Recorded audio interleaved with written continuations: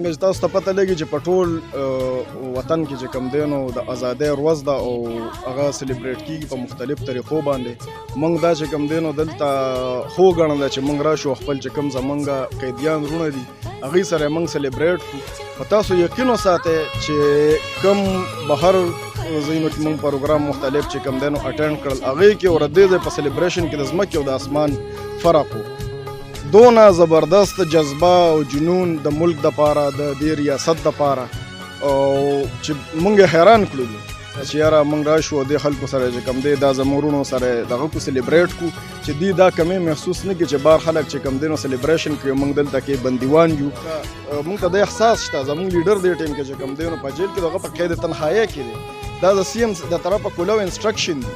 چې یو قیدي چې کوم دی هغه نه سره باندې تشدد ونه شي، جبر ونه شي، د هغه د حقوقو پامالي ونه شي. د دغه وجه باندې چې کوم دی دا د کوم عظیم ورځ چې ده د 14 اګست دا موږ رالو د خپلو قیدیانو سره موږ تېره کړې. د سی ایم صاحب دا هغه چې کوم دی نو د سی ایم صاحب په انسټرکشن باندې 2 میاشتې ریلیف چې کوم دی نو ټول چې څونه هم د خیبر پښتونخوا پریزنرز دي 2 میاشتې ریلیف چې کوم دی د قانون او د آیین مطابق چې کوم ته الو دي چې کوم دی اوورال سمپل یو میسج دا کنوی کول غواړم چې دا وطن چې کوم دی دا د الله پاک په خصوصي رحم باندې موږ له الله پاک راکړی دی. دا ازادي موږ له الله پاک راکړی ده او د هر یو فرد چې کوم دی دا ذمهواري جوړیږي چې د دې وطن چې څونه وسایل دي د هغې چې کوم دی نو څنګه چې د خپل د کور د سیس خیال ساتي دغه شان د دې د وسایلو خیال ساتي. کې نن جشن ازادي جوش و خروش سره سلیبریټ کیږي او سپیشلی په خیبر پښتونخوا کې ډیفرنٹ هغه سره سلیبریټ کیږي.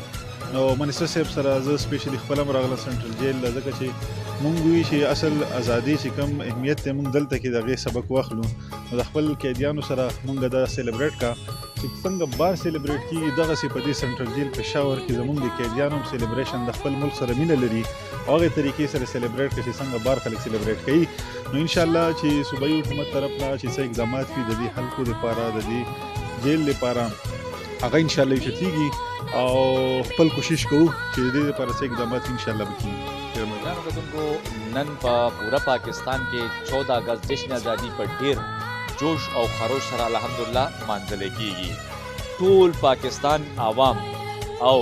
سرکاري څومره ډپارټمنټ دي سرکاري ډپارټمنټ په سرکاري دفترو کې چې کوم دی دا ورځ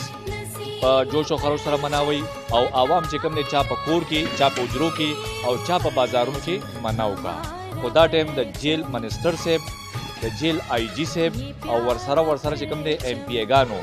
دی مناسب دا وګڼله دی د پېښور سنټر جیل رالل او دی چې کوم دی په قیدیانو سره دا ورځ په جوش او خروش سره مناو کړله. دی سره چې کوم دی یو اعلان هم وکړلو هغه اعلان د ریلیف وکړو چې څومره قیدیان دي دی له به 2 میاشتې ریلیف هم ملاویږي د سی ایم داړه خطا هغه هم په سرکاري دایره کې دننه. نو دې سره چې کوم دی ټولو قیدیانو هم اپریشیټ کړل او موږ هم اپریشیټ کوو. ماشاءالله ډېر ښه اقدام دی دا وه زموږ د نن ویډیو د نوې ویډیو سره ستاسو خدمت کې بیا جوړېږو. موږ له اجازت راکړئ د لوی الله په امان.